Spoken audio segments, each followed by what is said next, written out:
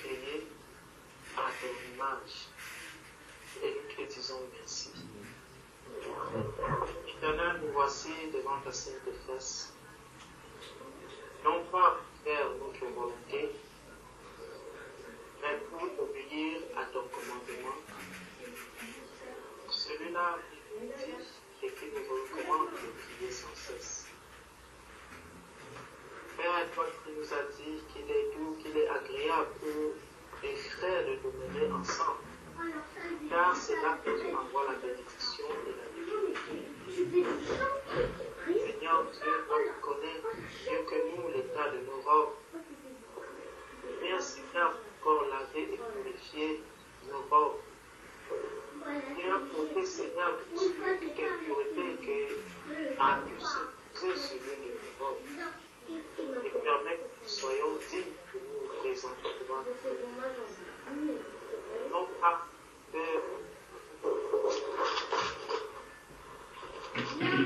parce que nous avons fait quelque chose de grand, c'est et ton amour et la grâce, Seigneur, que tu nous as accordé d'être enfants de Dieu et de bénéficier, Seigneur, de l'aspersion du sang de Jésus-Christ. Ce sang qui prie plus que le sang d'Abel.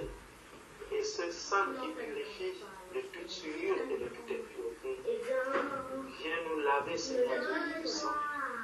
Toi qui connais nos faiblesses et nos limites. Seigneur, notre foi ne repose pas sur les actes que nous faisons. Notre Seigneur, notre Sauveur, notre Consolateur, notre appui, notre rocher et notre avocat. Celui-là qui intercède pour nous auprès du Père. Seigneur Dieu Tout-Puissant, viens et conduis ces moments que nous passons dans ta présence. Aide-nous à être attentifs à la voix du Saint-Esprit, afin que rien, ô Père éternel, ne puisse échapper à tes enfants que nous sommes. Toi qui connais le secret profond de ton conseil, Père, viens encore et conduis-nous par ta main puissante. Et révèle, Seigneur Dieu, à tes enfants que nous sommes ta volonté pour ce soir, du début jusqu'à la fin, du temps que tu as prévu, Seigneur, à tes enfants de passer aujourd'hui dans cette vie. Père éternel, viens déposer dans les cœurs de tes enfants et nous sommes les exhortations au Père éternel qui descendent d'en haut pour fortifier les frères et les sœurs. Père éternel, je veux te prier pour tous ceux-là qui sont ici au milieu de nous, Père, qui font de plus charge quelconque, afin que toi-même tu viennes, Seigneur, prendre le contrôle et que tu me fasses au Père éternel, mon frère, ma sœur, qui voudra déposer son fardeau entre tes mains, Père, afin qu'il en retrouve, étant déjà bien logé et protégé. Merci, Père éternel, pour ce que tu fais. Seigneur, je te prie également pour les bien-aimés qui ne pourront pas être là aujourd'hui, afin que ta main puissante puisse reposer sur eux. Donne à chacun de tes enfants, Père, de demeurer toujours dans ta présence et de continuer à veiller sur l'état de son âme. Père, merci pour ton amour. Merci pour tes bienfaits. Merci pour les enfants que tu nous as donnés. Merci parce que tu as permis, Seigneur, que nous puissions passer toute la semaine dans la paix de joie.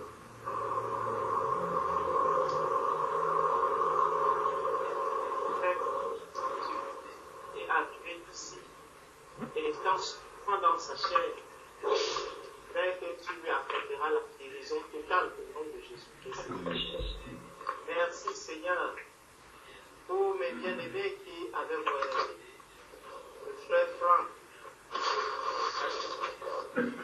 merci parce que tu les as déjà ramenés au milieu de nous. Et tu leur as accordé la grâce de passer, Seigneur, ces moments de vacances. Père, viens, instruis-nous encore ce soir. Enseigne-nous encore ce soir. Viens encore nous fortifier. À toi la gloire, l'honneur et la magnificence pour le siècle des siècles. Amen. Amen. Amen.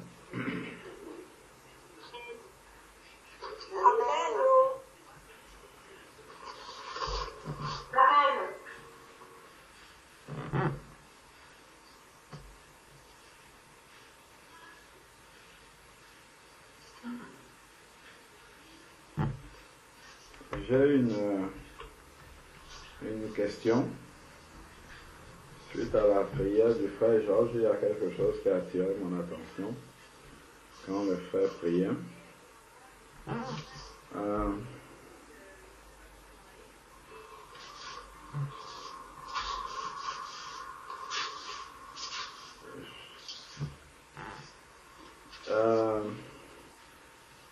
Nous, les vêtements que nous avons là, nous les lavons, enfin nous les portons combien de fois avant de les laver? En moyenne. Frère Joel, tu portes un vêtement en moyenne combien de fois avant de le laver? Plusieurs fois jusqu'à ce qu'il devienne sale.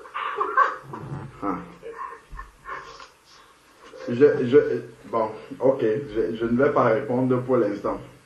Est-ce que quelqu'un d'autre veut répondre? Moi aussi, je suis comme toi. Plusieurs fois, le jean, alors n'en parlons plus. Je porte bien le jean, bien, avant de le laver.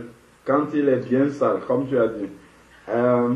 Est-ce que quelqu'un d'autre veut répondre? Est-ce qu'il y a quelqu'un ici qui porte les vêtements, je ne parle pas des sous-vêtements, qui porte les vêtements une seule fois et qui les lave après? Non. Comment? Tous tes vêtements, tu les portes une seule fois, tu laves? Oui, en une journée, le soir, tu enlèves tes vêtements. Et tu les laves? Oui, ça dépend du vêtement.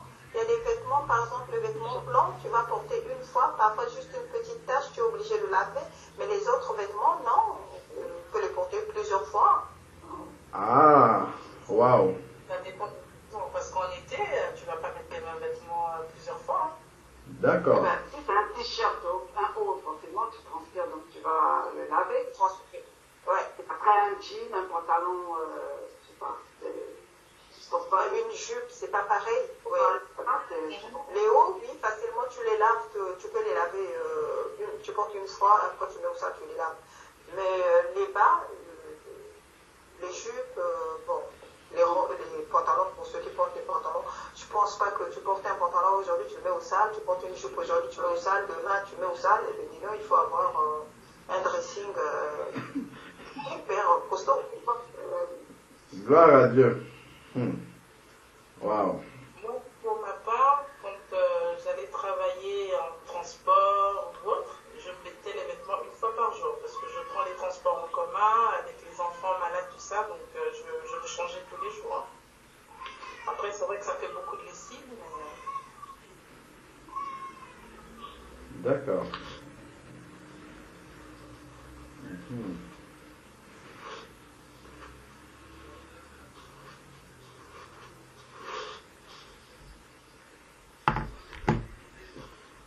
Nous sommes sages, hein. Quand nous écoutons tout ce qui est dit là, nous agissons avec beaucoup de sagesse pour les vêtements matériels que nous avons sur nous là. Donc, dès qu'ils sont sales, on a parlé de vêtements blancs qui sont délicats. Dès qu'il y a la moindre tache, c'est visible. Donc, il ne faut pas que les autres voient qu'on a transpiré, donc on va laver, ainsi de suite. Si c'est des jeans, j'ai entendu ça Chantal, même moi-même j'ai dit, hein, on peut porter plusieurs fois parce que ça ne se voit pas beaucoup. C'est sale, mais comme ça ne se voit pas beaucoup, on peut porter encore. tout ça, en fait, c'est de la sagesse. Ce sont des choses que nous faisons naturellement. Le Seigneur nous a donné également, lorsque nous nous sommes convertis, le Seigneur ne nous a pas... Si nous changeons même, c'est parce que nous avons plusieurs vêtements.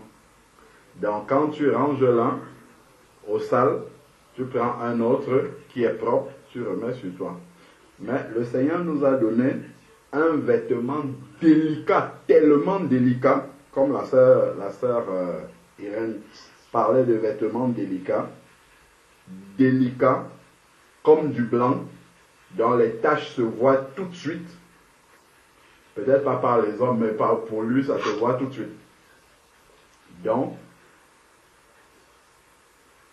par contre, nous avons une seule robe, pas plusieurs. Comment agirions-nous si nous avions un seul vêtement blanc tous les jours? On a un seul vêtement du haut en bas qui est tout blanc, qui est très délicat. Comment ferions-nous pour nous en sortir avec ce seul vêtement-là? On n'a pas une belle garde-robe garnie, comme nous disait la sœur Irène. On a juste ce vêtement-là qui est tout blanc, avec lequel on doit s'en sortir hiver comme été. Qu'est-ce qu'on va faire? Comment est-ce que nous... je vais dire avec le bon sens humain, comment est-ce qu'on ferait? On en prendra soin déjà. Et je pense que on le laverait le plus souvent possible. Il reste tout au propre. Gloire à Dieu. En fait, à la moindre tâche, aussitôt, on doit l'enlever. On doit enlever la tâche. Quel que soit, voilà. On ne peut pas laisser la tâche aussi de façon. À la minute où il y a la tâche, il faut l'enlever. Ah ouais, que Dieu soit béni. Ça, vraiment, que le Seigneur soit béni. On ne va pas laisser traîner la tâche, parce que ça serait visible tout de suite par les autres. Quand tu vas passer, quelqu'un va dire, frère Georges, regarde un peu, on dirait que tu as laissé tomber je sais pas moi, la sauce sur ton haut là. Donc, du coup, frère Georges ne pourrait pas venir se présenter avec ce vêtement-là. Ça, c'est une manière de faire. Mais, il y a aussi, vous savez, que se passe-t-il si tu laves beaucoup un vêtement? Il s'abîme. Ah! il se fragilise. Ah! Il se fragilise, il s'abîme. Gloire à Dieu. Si on lave beaucoup un vêtement, il se fragilise, il s'abîme. Donc, le conseil, le bon sens. Donc, si ça se... ma soeur Salomé, bienvenue, on t'entend. Que Dieu te bénisse abondamment.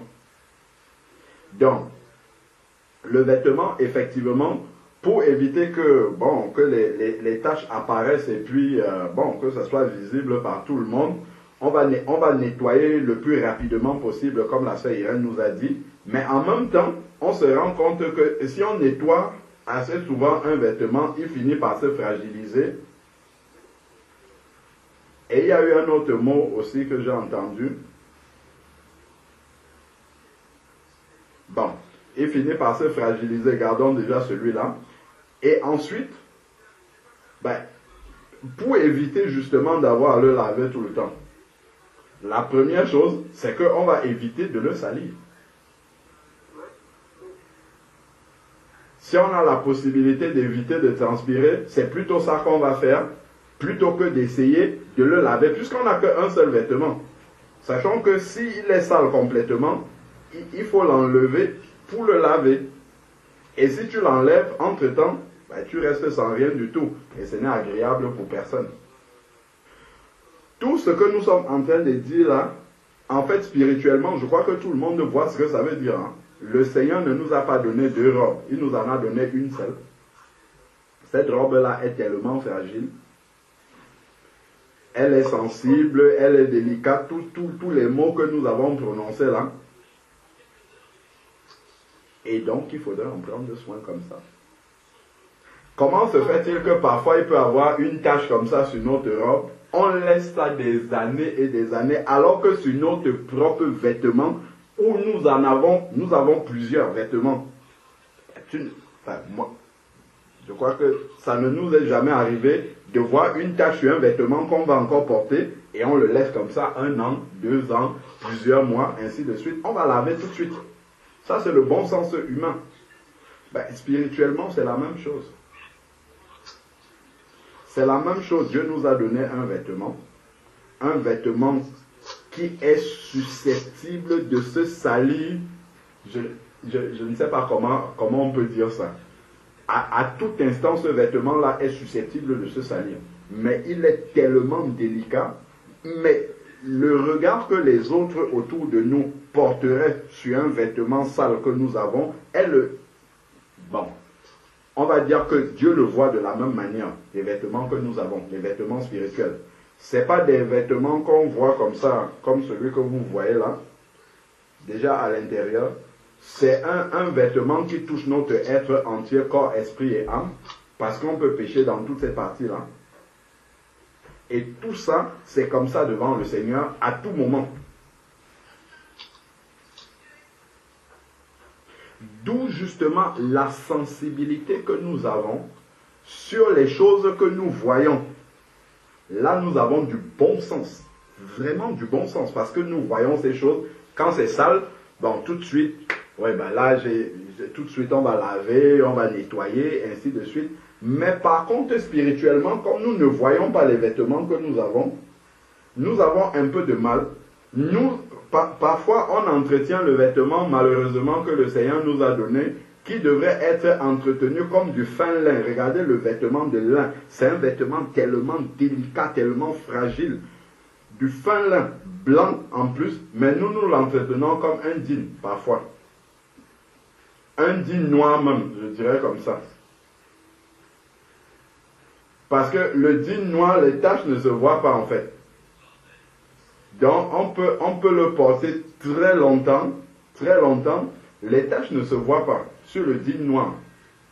En fait, si les taches ne se voient pas, ce n'est pas parce que le jean n'est pas sale. Hein. Il est sale, c'est juste que ça ne se voit pas. C'est un peu comme ça que nous gardons nos robes aussi. Nos robes sont sales, mais comme les autres ne le voient pas, on la garde sale comme ça. Par contre, le Seigneur, lui, voit ça. C'est exposé devant lui comme un vêtement blanc avec lequel quelqu'un arriverait ici. Il y a une tache de sauce par là, il y a une tache de jus par là, il y a une tache de ainsi de suite. Mais personne parmi nous ne pourrait apparaître comme ça devant les gens, je ne sais pas, dans un endroit où les gens sont réunis. Personne ne pourrait arriver avec un vêtement comme celui-là. Il s'arrangerait avant d'arriver, d'avoir nettoyé tout ça afin d'être présentable devant les hommes mortels. Par contre, devant le Dieu vivant, on garde nos vêtements comme ça. Est-ce que c'est du bon sens? Et tout ça, en fait, ça nous révèle que nous marchons par là. Quand c'est par la vue, en fait, nous avons, comment dire, une intelligence éclairée qui fonctionne du bon sens, qui fonctionne normalement. Mais par contre, spirituellement, en fait, on dirait que nous sommes aveuglés. On ne discerne pas les choses spirituellement. On est lent à comprendre les choses spirituellement. C'est un peu comme le baptême. Hein, quand on parle souvent du baptême par immersion, quand tu ramènes ça à la logique visuelle aux gens, en général, tout le monde répond de la même façon. Quand tu demandes à quelqu'un, si tu passes dans un cimetière et que tu vois qu'on a juste enterré les cheveux de quelqu'un, comment tu vas réagir? Tu dis, je vais fuir. Spirituellement, le baptême par aspersion, c'est la même chose. Sauf que personne ne fuit. Beaucoup de gens sont là, ils chantent même. Parce que justement, on marche par la vue.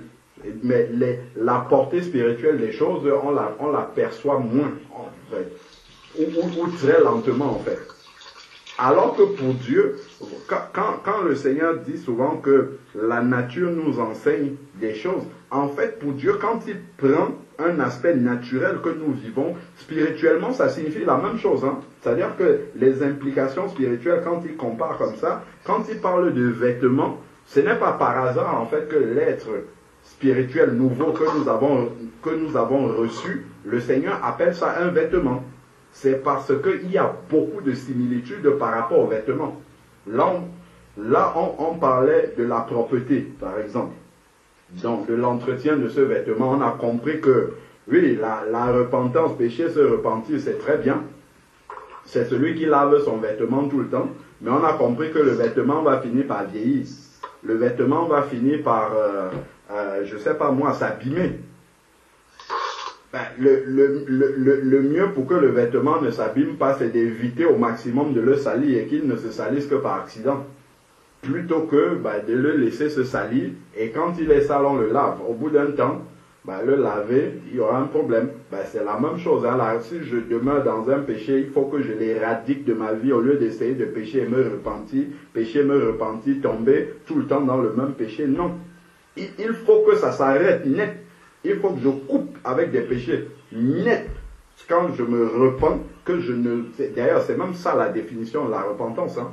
La repentance, en fait, dans Proverbe 28, verset 13, dit « Celui qui cache ses transgressions ne prospère pas, mais celui qui les confesse et qui les délaisse. » Donc, il confesse et il délaisse. C'est-à-dire que ce qui a causé la tâche aujourd'hui, si je passe là, je pose mon pied dans une flaque de boue la boue qui est devant chez moi. Donc je sais que cette boue-là est là tous les matins, tous les soirs. Au moment où je passe pour aller chez moi, je sais déjà que cette boue-là est là.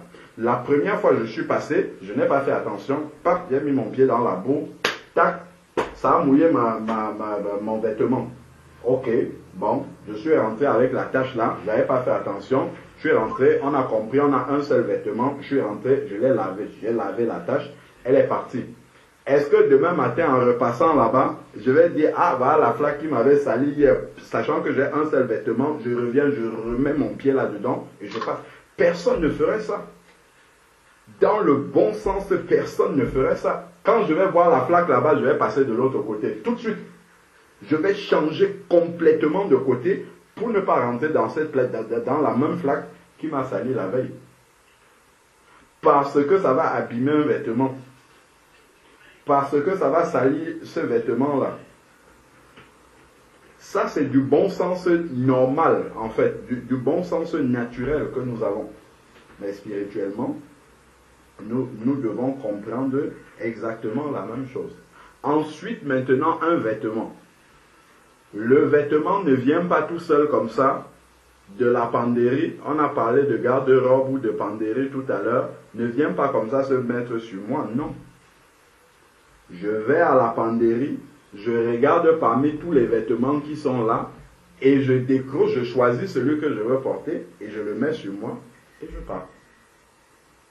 Mais de la même manière, quand j'arrive dans ma penderie, il y a le vêtement de la chair qui est là devant moi.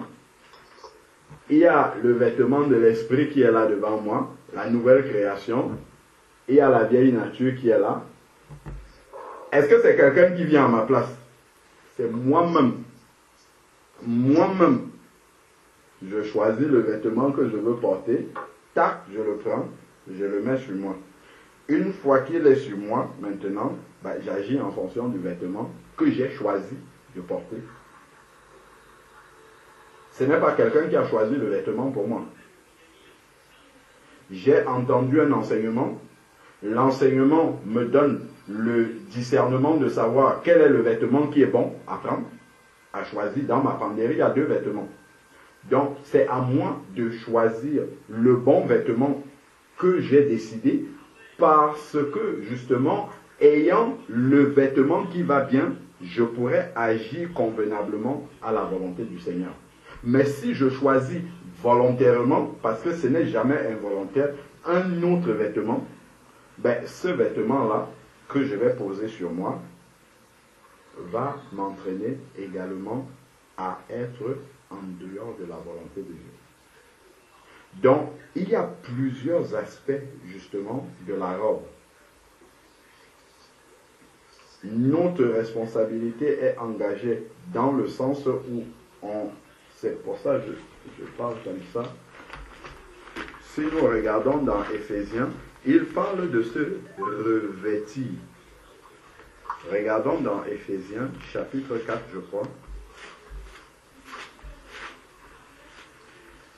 Éphésiens, chapitre 4.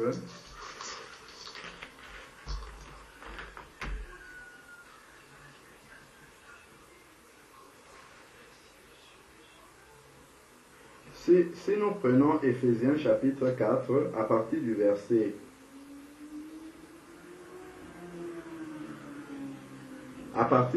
20, Éphésiens chapitre 4, à partir du verset 20, il est écrit, mais vous, donc on a parlé dans le contexte avant des païens, on a dit comment sont les païens, et ensuite il dit, mais vous, c'est-à-dire le mais, ça veut dire au contraire vous. Donc vous n'agissez pas comme les païens. Donc il dit, mais vous, ce n'est pas ainsi que vous avez appris à connaître Christ. Si du moins vous avez entendu parler de lui, et si vous avez été instruit en lui conformément à la vérité de Jésus-Christ, 2 points, c'est-à-dire se dépouiller, j'enlève, se dépouiller à cause de votre conduite passée. Donc, je dois avoir compris que ma conduite passée, à savoir le vêtement que j'avais avant, est un mauvais vêtement que je dois enlever et revêtir un nouveau vêtement. Donc, à vous dépouiller, ça là, c'est écrit, c'est un verbe d'action. C'est quelque chose que j'ai à faire. C'est une décision que je prends en fait. Dieu m'a donné le Saint-Esprit pour me montrer ce qui est bon. Pour me donner la capacité d'y arriver si j'ai décidé de le faire. De même, Adam, Dieu a soufflé un souffle de vie dans Adam. Il est devenu un être vivant avec l'Esprit de Dieu en lui. Et Dieu lui a dit, tu manges du fruit de tous les arbres, mais celui-là, tu ne le touches pas. Et Dieu l'a laissé libre d'obéir ou de désobéir. J'ai la nouvelle nature que Dieu m'a donnée lors de ma nouvelle naissance, et Dieu me laisse libre de marcher selon la nouvelle nature, ou bien de choisir de garder l'ancien vêtement. Si j'ai pris le nouveau vêtement, Dieu me laisse libre de l'entretenir propre. On a parlé, on a vu que naturellement on garde nos vêtements, on essaye de garder propre, surtout s'ils sont fragiles. On n'a même pas abordé l'aspect de s'ils ont de la valeur. Il y a des vêtements qui sont chers, il y a des vêtements qui ne sont pas chers, il y a des vêtements auxquels nous sommes attachés, sentimentalement, ou bien affection, parce que ça nous a coûté un certain prix, ainsi de suite. Et évaluons tout cela avec la vie éternelle, avec l'être nouveau qui a été reçu de la part du Seigneur. C'est lui ce vêtement de fin lin blanc. C'est lui qui doit être entretenu comme ça. C'est de lui dont on doit prendre soin comme ça. Donc, il dit, c'est-à-dire, vous dépouiller. Donc, je décide de me dépouiller de l'ancienne nature. Parce que j'ai compris que cette nature-là n'est pas bonne. Donc, je prends et elle n'obéit pas à Dieu. À cause de votre conduite passée. Pourquoi? Parce que ma conduite passée, ma vie d'avant, j'ai tellement vécu d'une certaine façon. Il y a des automatismes en fait qui sont installés en moi qui doivent tomber avec la nouvelle naissance. Et le fait que les séquelles de cette, comment dire, les séquelles de tout ce qui a forgé ma vie jusque-là doivent tomber. Font encore la guerre, en fait, à la nouvelle créature. Et c'est le renouvellement de la pensée et la décision d'obéir à notre pensée renouvelée. C'est ça qui fait en sorte que je prends la décision d'abandonner les anciennes habitudes. Donc il dit se dépouiller à cause de la vie passée. Parce que cette vie passée-là a laissé des traces en fait dans mon être. Même si je suis né de nouveau, je suis une nouvelle créature, n'empêche que de temps en temps, dans ta pensée, les éléments de ta vie passée te reviennent dans la pensée. Maintenant, quand ça me revient dans la pensée, qu'est-ce que tu vas en faire? Est-ce que tu vas les considérer? Est-ce que tu vas te laisser influencer par ces pensées qui viennent de ta vie ancienne? Ou est-ce que tu vas dire, maintenant, celui qui est en Christ est une nouvelle créature, les choses anciennes sont passées, donc je vais marcher dans la nouvelle créature et j'ignore complètement ce qui vient de ma vie passée parce que je sais que le Seigneur a englouti cela dans sa mort? Ou est-ce que je vais dire, on a toujours dit des mauvaises paroles sur moi, je comprends pourquoi je suis comme ça, et puis je vais l'accepter. Ce sont des exemples, en fait, et les exemples sont multiples, en fait. Donc, il dit ici, votre conduite passée, à cause, donc, il y a un travail de dépouillement à faire à cause de la vie passée. Si, par exemple, j'étais quelqu'un de querelleur, c'est pas quelque chose qui va partir de manière automatique comme ça. Non, c'est la prise de conscience que je suis devenu une nouvelle personne, que ma langue même est née de nouveau.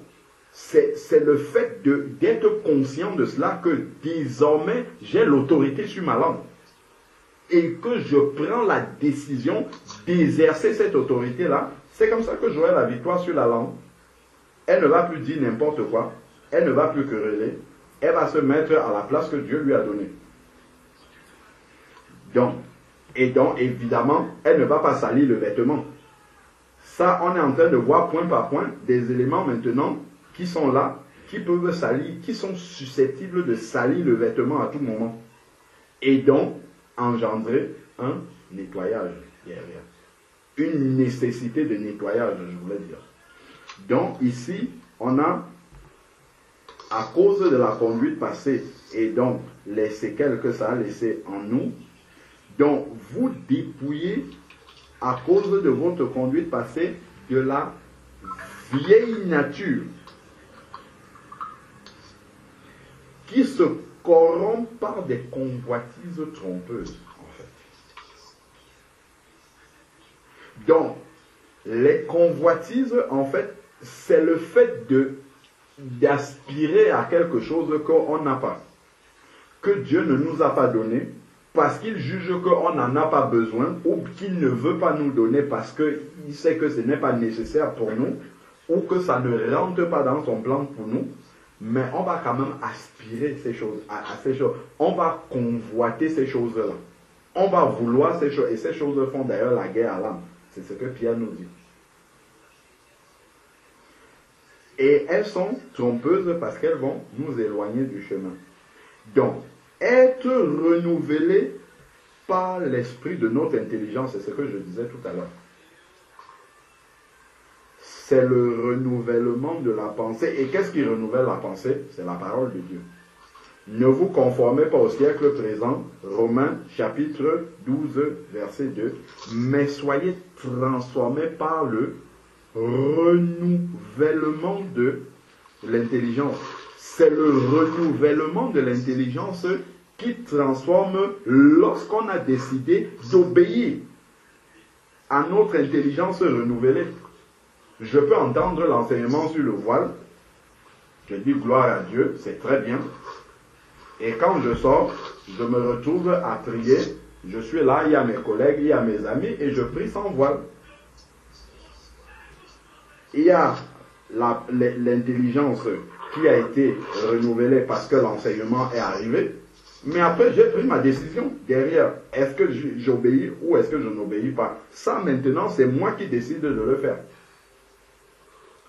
Et là, le Seigneur, lui, il ne va pas venir me bousculer pour que j'obéisse. Non, il ne va pas me forcer.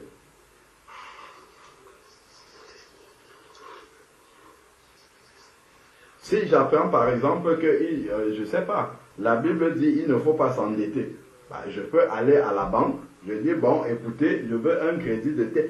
Dieu ne va pas venir dire, ne lui donnez pas ce contrat-là. C'est moi, j'ai entendu l'enseignement et j'ai décidé d'aller le faire quand même.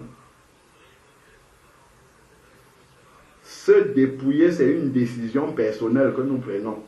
Quand tu vas dans ta penderie là-bas, ce n'est pas quelqu'un qui vient prendre les vêtements pour mettre sur toi. C'est toi-même qui les prends. Tu choisis, tu dis, ah, comme on aime souvent marier là, ben, si je mets le haut rouge, il faut que le pantalon soit rouge aussi et que la chaussette soit rouge. Ou il faut quelque chose qui rappelle telle couleur sur moi. C'est toi-même qui choisis les éléments que tu mets sur toi. Spirituellement, c'est la même chose. C'est nous-mêmes qui choisissons. Donc, ensuite, maintenant, ici, il dit, être renouvelé par l'esprit de notre intelligence et revêtir. Dans revêtir, il y a vêtir, il y a vêtement.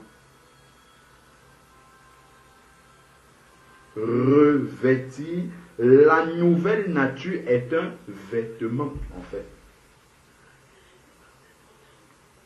C'est un vêtement que l'on porte. Et donc il nous accompagne partout. Et il est précisé ici là que cette nouvelle nature est créée selon Dieu.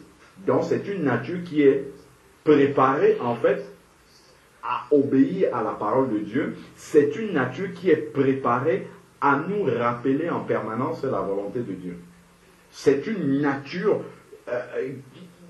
qui aspire à obéir à Dieu. Parce qu'elle est créée selon Dieu, dans une justice et une sainteté que produit la vérité. C'est une nature qui accepte la vérité et qui est prête à la mettre en pratique. Maintenant, ce n'est qu'un vêtement.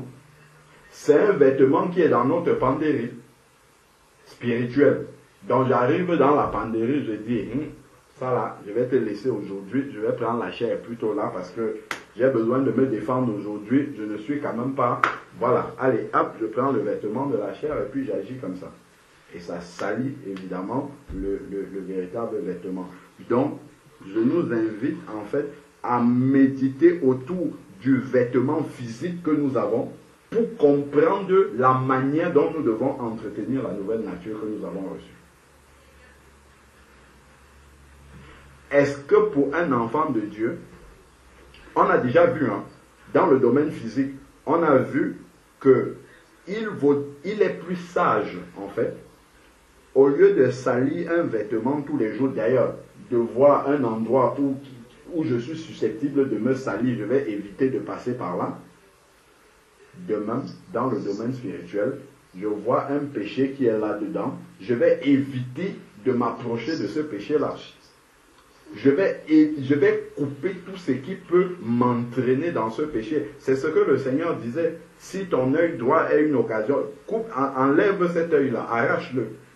Car il vaut mieux pour toi entrer dans la vie éternelle avec un seul œil que d'être jeté avec les deux yeux dans la géhenne.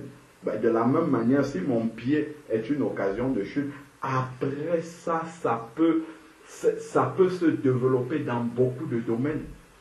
S'il y a quelque chose, parce que pour que ma pensée soit renouvelée, il faut que je prenne du temps pour la méditation de la parole. Si j'ai des choses dans ma vie qui me prennent du temps et m'empêchent de méditer et de prier, je dois couper ces choses-là dans ma vie. Voilà des saletés, par exemple. Ça, c'est un exemple de flaque d'eau dans laquelle je viens, je plonge mon pied tous les matins, je passe à salir mon vêtement et je continue à avancer comme ça avec. Il m'appartient de venir dans mon emploi du temps pour créer du temps pour méditer cette parole parce que c'est elle qui renouvelle ma pensée et m'aide, au lieu de salir d'abord mon vêtement et d'essayer de le laver, elle m'aide à garder mon vêtement propre, tout simplement. Ne pas le salir, c'est le mieux que de salir et laver derrière. pour que le vêtement reste en bon état, il vaudrait mieux qu'il ne se salisse pas et qu'on le lave le moins souvent possible. Ça, c'est le vêtement physique. Le vêtement spirituel, c'est la même chose. Pourquoi? Parce que lorsque je tombe dans un péché, le péché a des conséquences. Oui, il sera pardonné, il sera expié, mais ça laisse des traces, ça laisse des conséquences. Regardez la vie de David. Il aurait mieux valu pour David de ne jamais aller voir Bathsheba que d'être pardonné par Dieu. Regardons toutes les conséquences que ça a entraîné dans sa vie, dans sa descendance et après. Il a fini par fuir le trône, poursuivi par ses enfants, l'inceste que ça a entraîné dans sa famille, les conséquences du péché. Même si dans tous les psaumes là, il a prié et Dieu lui a pardonné son péché, mais les conséquences sont là. Donc il vaut mieux, toujours pour nous, de ne pas être tombé dans le péché et se repentir, plutôt que de tomber et de se repentir. Oui, bon, si on est tombé, gloire à Dieu, que le sang de Jésus est encore là pour effacer, nous laver, nous purifier. Mais ce n'est pas, comment dire, ce n'est pas l'idéal du Seigneur en fait. L'idéal du Seigneur, c'est que ses enfants marchent par l'Esprit et n'aient pas besoin de tomber et de se relever tous les jours. Ça, c'est les Israélites qui marchaient comme ça. Parce que l'Esprit de Dieu n'habitait pas à l'intérieur d'eux. Mais nous, ce n'est pas pareil. Nous, on a l'Esprit de Dieu en nous qui renouvelle notre intelligence tout le temps et qui nous alerte dès qu'il y a le moindre problème. Attention, là, c'est pas bon. Attention, là, c'est pas bon. Donc, nous avons normalement tout l'équipement dont nous avons besoin pour garder ce vêtement propre. Après, maintenant, on a toute la liste là qui vient après le verset 25. C'est pourquoi rejetez le mensonge et que chacun de vous parle avec vérité à son prochain, car nous sommes membres les uns des autres. Si vous vous mettez en colère, tout ça, ce sont les tâches qui peuvent venir. Là, maintenant, il a parlé du vêtement. Et là, maintenant, ici, tout ce qui peut salir ce vêtement. Une fois qu'on est vêtu, et tout ce qui salit, est susceptible de salir le vêtement, vient de l'ancien vêtement qu'on avait. La vieille nature. Si tu prends un vêtement noir de teinture, hein, il est teinté noir, dans la teinture et encore là, ça peut salir justement. Tu prends le vêtement que Dieu t'a donné qui est de fin lin blanc, imagine, tu le mets à l'intérieur, et tu prends celui qui est teinté noir, tu le mets par-dessus, qu'est-ce qui va se passer? Le vêtement blanc sur lequel tu l'as mis, qu'est-ce qu'il va faire? Il prend toute la teinture du vêtement sale que tu as mis par-dessus. Il prend toute la saleté du vêtement que tu as mis par-dessus. Et bien c'est ça. C'est ça que nous voyons là. C'est pourquoi rejeter le mensonge. S'il y a le mensonge qui vient de l'ancienne nature, ça salit la nouvelle nature. Voilà déjà une tâche qu'il faut nettoyer. Ensuite, maintenant, se mettre en colère, ne péchez pas si le soleil vient dans la colère. Voilà encore quelque chose qui peut venir salir. Ça fait une deuxième tâche. Et si on cumule des tâches comme ça, ça fait autant de fois, imaginons un peu quand on lave les vêtements à la main là, autant de fois qu'on doit frotter, et en frottant comme ça, imaginons comment ça abîme le vêtement en fait. Donc à la fin, on va avoir une nouvelle nature, mais abîmée. Regardez un vêtement, quand on a tellement lavé un vêtement, il y a même des t-shirts, quand vous achetez, dès que vous lavez, le col est maintenant comme ça. Il aurait mieux valu ne pas laver ce t-shirt-là. S'il était resté propre tout le temps, on n'aurait pas eu besoin de le laver et donc le col serait resté normal. Mais comme on a eu besoin, on l'a sali, on l'a lavé, voilà le col maintenant qui est déformé. Donc, tout ça, en fait, ce sont des enseignants. Le Seigneur ne choisit pas des éléments de la nature par hasard pour faire des comparaisons. si on observe bien ce qu'il a choisi, il a parlé de la nouvelle nature comme étant un vêtement. Si on étudie bien en détail, là je dis simplement des choses comme ça que l'Esprit de Dieu m'inspire. Si chacun de nous étudie minutieusement comment il utilise les vêtements, les réflexes qu'il a vis-à-vis de ses vêtements, la latitude qu'il se donne parce qu'il a plusieurs vêtements, des périodes peut-être où on a vécu, où on n'avait pas beaucoup de vêtements, les automatismes qui se sont mis en place parce qu'on n'avait pas beaucoup de vêtements. Peut-être certains ont eu machine à laver. Nous sommes dans des pays développés pour la plupart de nous. Il vous est peut-être arrivé de vivre sans machine à laver, ou la machine à laver était tombée en panne. Regardons les automatismes qui se sont mis en place. On salit moins les vêtements, on prend les dispositions pour moins salir les vêtements et ainsi de suite. Et tout cela doit nous enseigner par rapport à la nouvelle nature, l'entretien de la nouvelle nature. Dieu nous enseigne aussi au travers de ça. Quand il prend un mot comme ça, vêtement, il met derrière une notion spirituelle. Il y a beaucoup de choses en fait à en tirer. Beaucoup de leçons véritablement.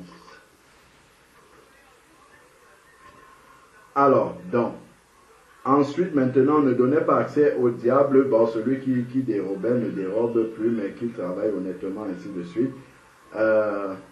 Qu'il ne sorte de votre bouche aucune parole malsaine. La sanctification de la langue. Voilà encore des tâches qui viennent de l'ancien vêtement, qui vont veiller souiller le nouveau vêtement qui est à l'intérieur.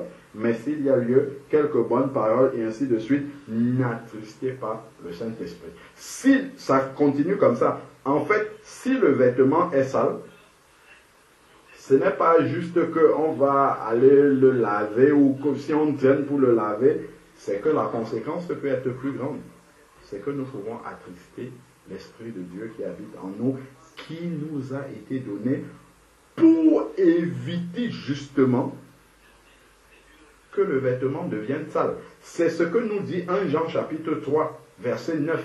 Il est dit que celui qui est né de Dieu ne pratique pas le péché, donc il ne salit pas volontairement son vêtement. C'est ça que ça veut dire. Il ne voit pas une flaque de boue comme ça, il dit, oups, c'est là-dedans que je vais aller sauter. Pour salir ce vêtement, sachant que j'ai un seul vêtement, en fait. Et que quand je passe là, tout le monde voit, si j'ai sauté dans la boue, tout le monde voit que c'est sale. Personne n'aimerait arriver quelque part dans un lieu où il y a des personnes avec un vêtement où les taches se voient partout. Non. Donc, n'attristez pas le Saint-Esprit de Dieu. Que amertume maintenant. Voilà plein de tâches, hein, amertume. Pour éviter l'amertume, qu'est-ce qu'il faut faire? Il faut balayer, évacuer au fur et à mesure. Ne pas garder. Sinon, ça crée des racines d'amertume. La colère, il avait encore dit clameur, les éclats de voix, les calomnies, ainsi de suite. Que toute méchanceté soit ôtée au milieu de vous. Soyez bons les uns envers les autres, compatissants. Faites-vous grâce réciproquement. Ça, c'est la miséricorde, ainsi de suite. Donc, voilà vraiment, je voulais simplement ouvrir un peu par la grâce de Dieu, attirer notre attention sur la notion du vêtement qui m'a touché quand le frère était en train de prier. Il a insisté sur nos robes, ainsi de suite, laver les robes, ainsi de suite. Et là, la pensée vraiment du bon sens, en fait, que nous utilisons humainement pour gérer nos vêtements. Parfois, on ne réfléchit même pas. Ce n'est que du bon sens. Mais cette sagesse humaine-là que nous avons pour les choses de la vie, nous devons pouvoir l'utiliser aussi dans le domaine spirituel. Souvenons-nous dans, je crois que c'est dans Matthieu 12, ou Luc 12, non, Matthieu 12, je crois, où le Seigneur disait aux pharisiens, lorsque vous voyez que le ciel est, je ne sais pas quelle couleur, il avait dit, vous savez qu'il pleut demain, mais vous ne savez pas discerner les temps spirituels dans lesquels vous êtes en train de vivre, parce que le Messie était au milieu d'eux. Ils lisent tous les dimanches, enfin tous les Shabbats, que le Messie va arriver, mais ils n'ont pas discerné qu'il était déjà là au milieu d'eux. De la même manière aussi, il ne faudrait pas que dans les choses de la vie, nous avons la sagesse, le bon sens normal qu'il faut. Et quand nous voyons ces mots qui renvoient à ces notions-là,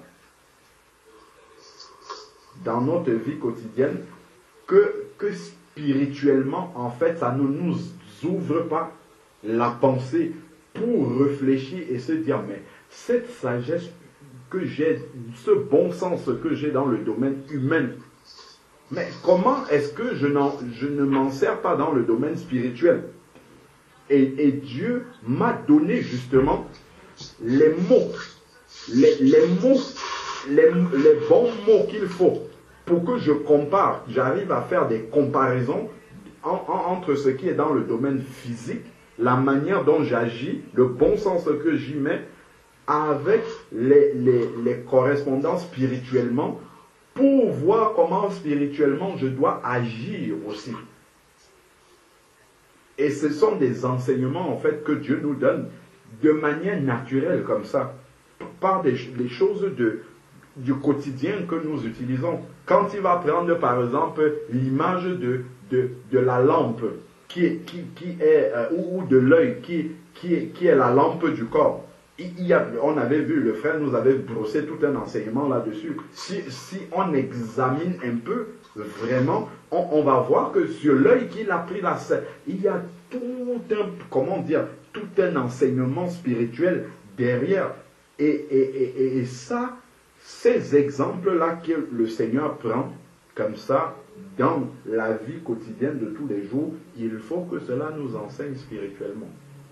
Pour que nous ayons de la sagesse spirituelle et que nous sachions marcher conformément à la volonté du Seigneur. Parce que la parole de Dieu, les mots qui sont là, ce n'est pas par hasard. Le Seigneur ne place pas des mots comme ça par hasard. Il ne fait pas des comparaisons avec des éléments de la vie courante par hasard. Ce n'est jamais par hasard. Si on va au fond des choses, on va comprendre pourquoi le Seigneur a fait ces associations-là. Et c'était pour nous aider justement à pouvoir comprendre plus facilement la profondeur du message spirituel que le Seigneur nous apporte. Amen.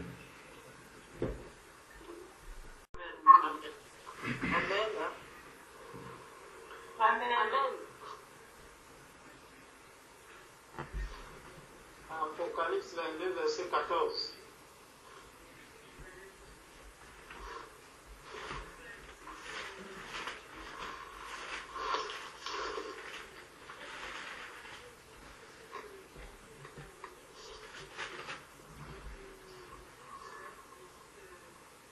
Très fort, un petit peu lié. Amen.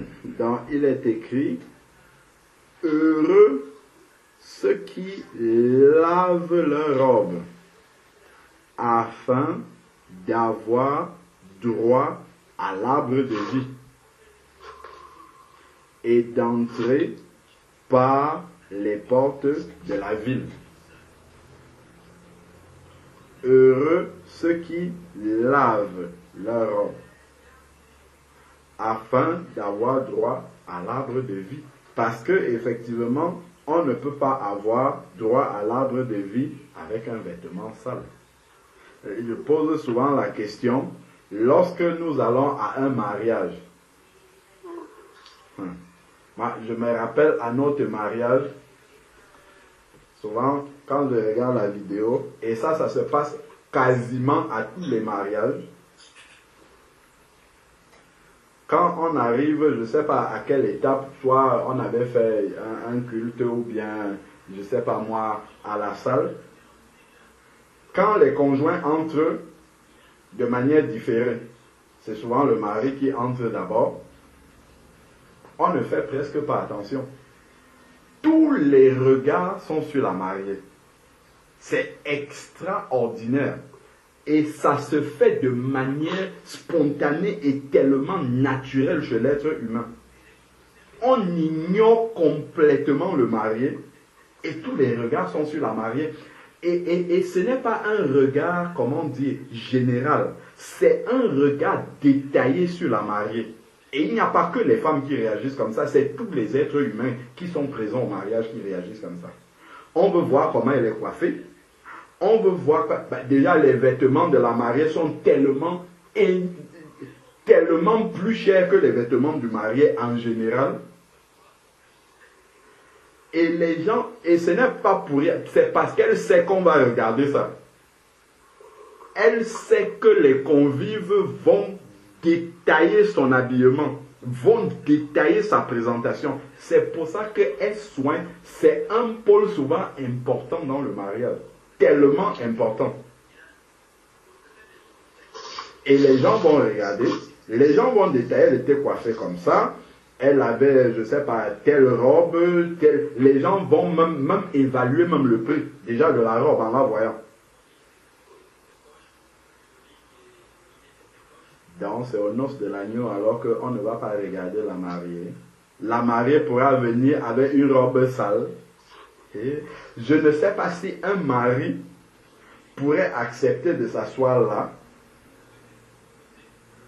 dans un mariage humain, et avoir à côté de lui une mariée qui a une robe pleine de boue, pleine de taches, et ainsi. Et d'ailleurs, dans beaucoup de mariages, il y a quelque chose qu'on fait généralement lorsque la mariée a une robe qui traîne.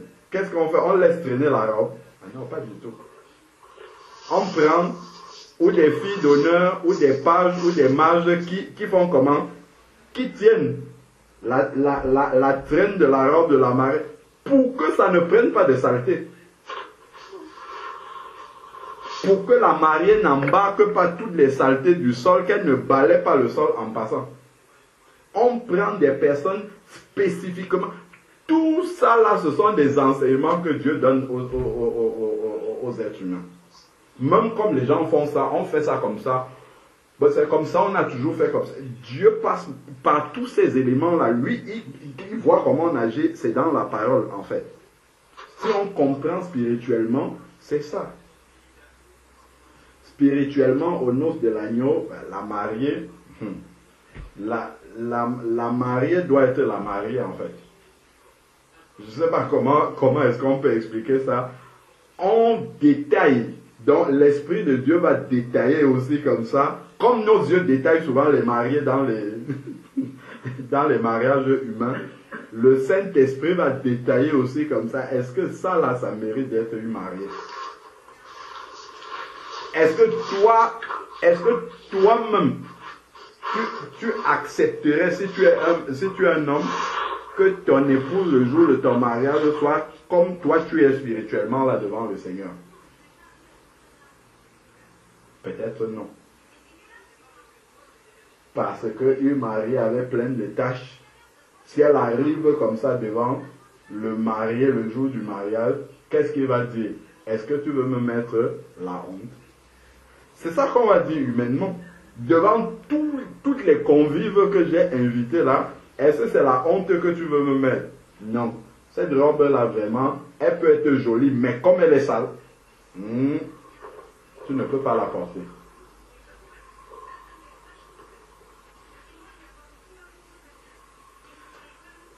Si on entre dans le mariage encore, les vêtements juste du mariage, on peut passer la nuit à détailler ça. Et regarder spirituellement comment est-ce que justement les implications spirituelles derrière. La robe de la mariée est toujours propre. Toujours et toujours et toujours et toujours et toujours propre. Et physiquement, c'est elle qui est le plus regardée.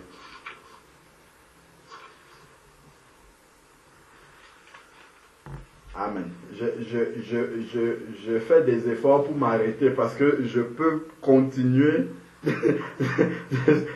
sur cette question-là. Il y a tellement de choses à dire parce que si on veut commencer à observer comment la femme prend soin d'elle pour le mariage,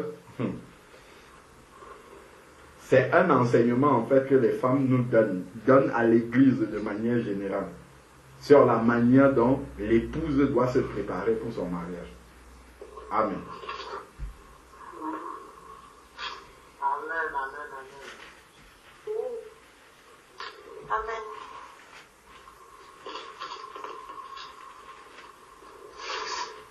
Seigneur éternel Dieu, Père, nous voulons encore vraiment te dire merci, Seigneur, parce que tu nous ouvres encore les yeux, Père, sur ta parole, sur la profondeur, Seigneur Dieu, de ce que tu nous montres dans tes saintes Écritures.